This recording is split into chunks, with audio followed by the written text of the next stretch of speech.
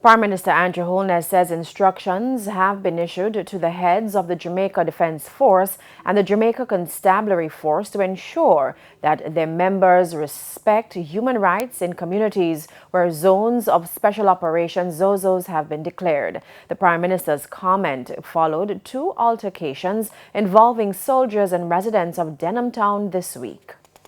Having said that, I just want to reinforce that the government of Jamaica will never in any way empower our security forces to abuse our citizens. I want that to be absolutely clear and understood.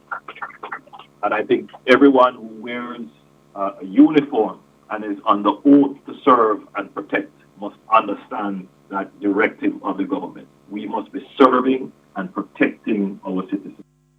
Now, the Prime Minister was speaking at the handing over of a social security housing unit in Augustown, St. Andrew.